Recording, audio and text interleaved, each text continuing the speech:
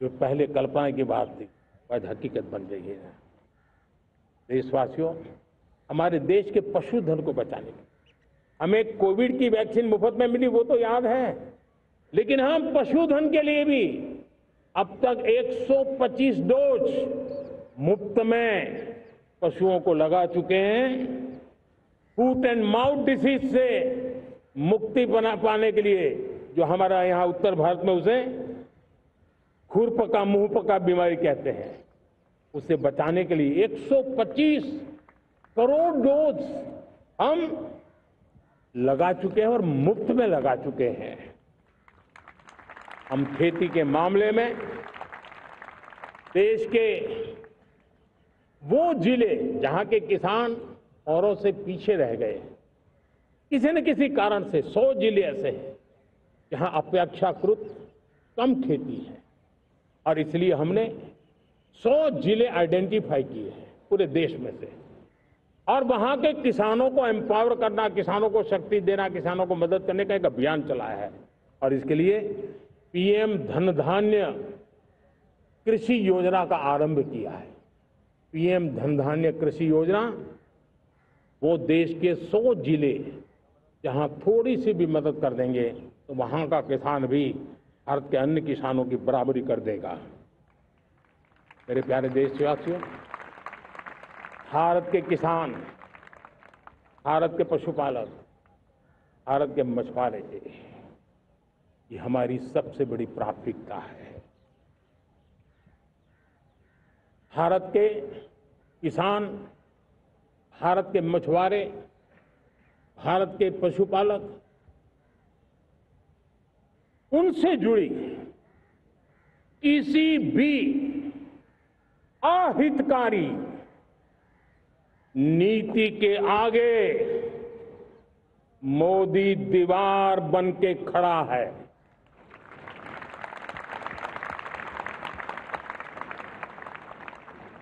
भारत अपने किसानों, अपने पशुपालकों, अपने मछुआरों के संबंध में कभी भी कोई समझौता नहीं स्वीकार करेगा।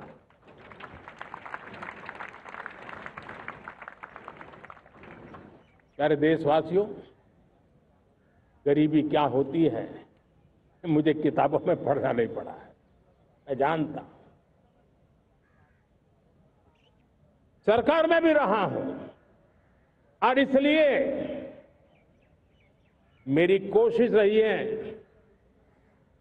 कि सरकार फाइलों में नहीं होनी चाहिए। सरकार देश के नागरिकों की लाइफ में होनी चाहिए। दलित हो, पीड़ित हो, शोषित हो, वंचित हो, उनके लिए सकारात्मक रूप से सरकारें प्रोएक्टिव हो, सरकारें प्रो पीपल हो, उस दिशा में हम निरंतर प्रयास कर रहे हैं। समाज के हर जरूरत व्यक्ति के लिए, कुछ लोगों को लगता है कि सरकार की योजनाएं पहले भी आती थी, जी नहीं, हम सरकार की योजनाओं को जमीन पर उतार रहे हैं, सैचुरेशन पर बल देते हैं। और सामाजिक न्याय का अगर कोई सच्चा एजुकेशन है तो सैचुरेशन में है, जिसमें कोई हकदार छूटे नहीं, हकदार के घर तक सरकार जाए और उसे अपना हक की चीजें मिले, उसके लिए हम काम कर रहे हैं। जनधन अकाउंट जब खोले गए ना, वो सिर्फ बैंक का अकाउंट था ऐसा नहीं है, उसे एक स्वाभिमान मिला था कि बैंक के दरवाजे मेरे लिए भी खुलते हैं, मैं भी बैंक के दरवाजे में जाकर के टेबल पे हाथ रख करके बात कर सकता हूं। यह विश्वास हमने जगाया है। आयुष्मान भारत ने बीमारी को सहने की आदत से मुक्ति दिलाने का और उनको अच्छे स्वास्थ्य के लिए मदद करने का काम। और जब हम वरिष्ठ नागरिकों को 5 लाख रुपए से ज्यादा मदद कर करके उनके आरोग्य की चिंता करते हैं, आज पीएम आवास 4 करोड़ गरीबों को घर मिलना मतलब जिंदगी के नए सपने वहां सजते हैं।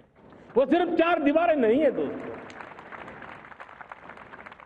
रेहड़ी पटरी वालों के लिए पीएम स्वनिधि योजना, जो कभी प्याज के चक्कर में फंसा रहता था, आज पीएम स्वनिधि से रेहड़ी पटरी वाला भी, और आपने देखा वो यूपीआई से पैसे लेता है, यूपीआई से पैसे देता है।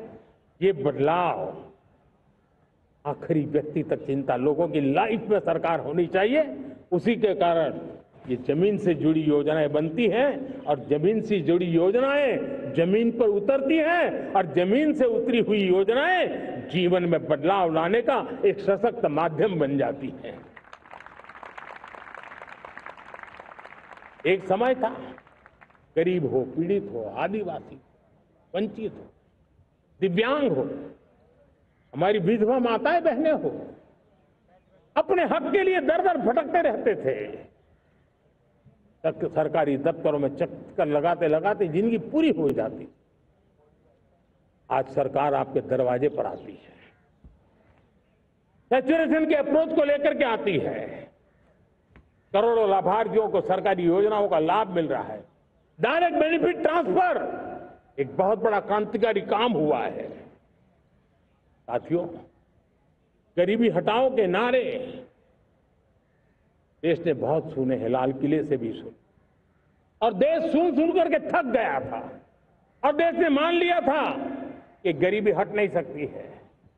लेकिन जब हम योजनाओं को गरीब के घर तक ले जाते हैं, विश्वास को गरीब के मन में हम पैदा करते हैं, तब मेरे देश के 25 करोड़ गरीब गरीबी को परास्त कर करके, गरीबी से बाहर निकल करके एक नया इतिहास बनाते हैं। आज 10 करोड़ गरीब, और 10 वर्ष में 25 करोड़ से ज्यादा गरीब गरीबी को परास्त कर करके गरीबी से बाहर निकले हैं, और एक न्यू मिडिल क्लास तैयार हुआ है। मेरे साथियों, ये न्यू मिडिल क्लास और मिडिल क्लास एक ऐसी जुगलबंदी है जिसमें एस्पिरेशन भी है, एफर्ट भी है। वो देश को आगे बढ़ाने के लिए बहुत बड़ा सामर्थ्य बनने वाली है। मेरे नाना ধরনের কন্টেন্ট দেখার জন্য লাইক করুন, শেয়ার করুন আমাদের ফেসবুক পেজ, সাবস্ক্রাইব করুন আমাদের ইউটিউব চ্যানেল। পাশাপাশি অন্যান্য ব্রেকিং নিউজের জন্য অবশ্যই চোখ রাখুন রিপাবলিক বাংলায়।